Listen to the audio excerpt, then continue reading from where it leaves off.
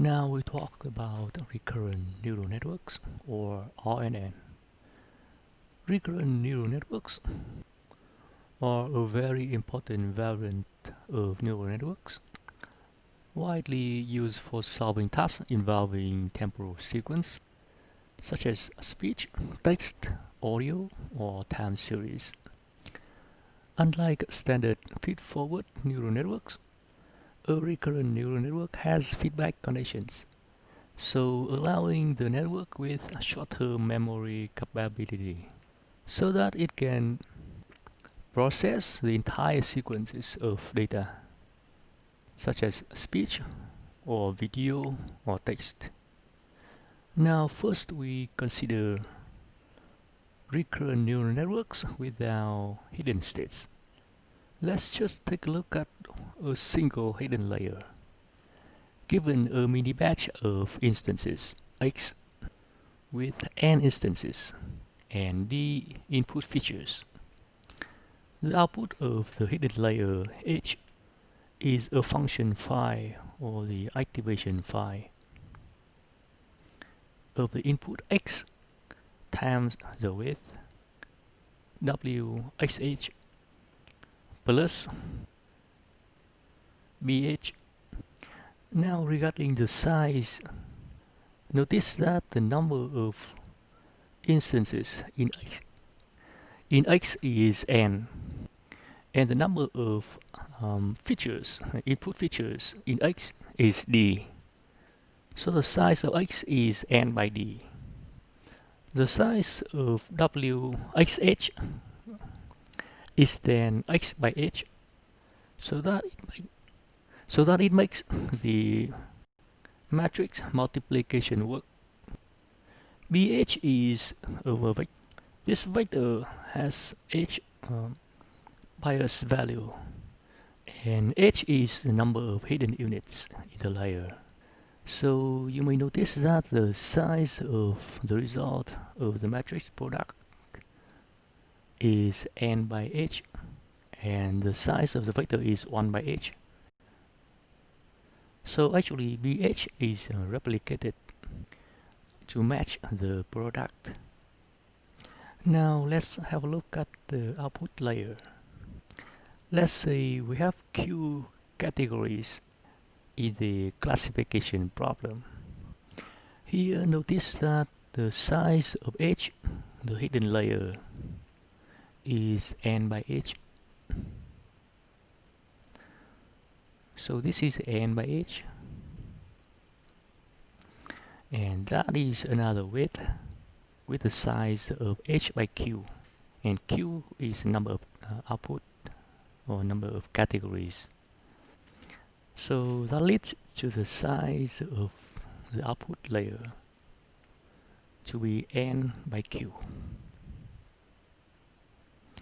Just like bh, bq here is the bias vector of size q.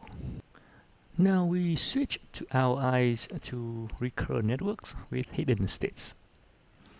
ht here is the hidden layer variable of time step t from the sequence. The size of this again is still n by h, and n here is the number of instances, and h is the number of hidden units. The difference here is that in addition to the input at the current time step, xt through the width wxh, and this product was what we got in the previous slide for recurrent networks without hidden states.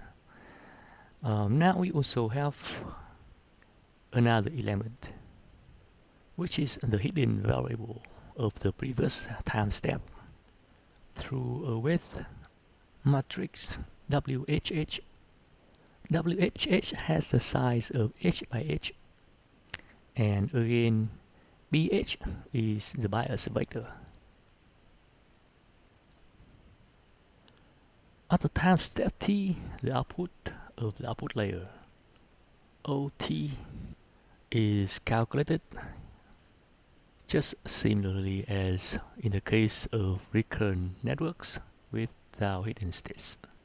This is the illustration of recurrent networks with hidden states. Look at time step t. We have the input xt.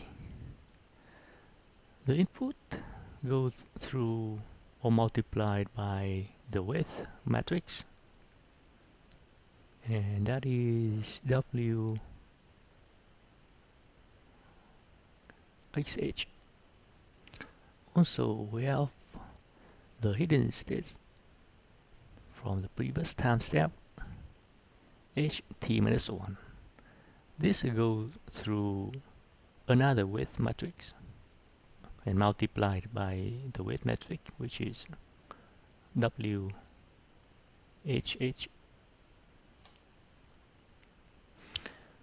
So the input xt times WHH plus ht minus 1 times WHH and plus the bias vector. The whole sum is fed to the non-linear activation and gives the output. I should say the hidden variable ht at time t. Ht at time t goes through another width matrix, WHQ, and H is for the hidden layer and Q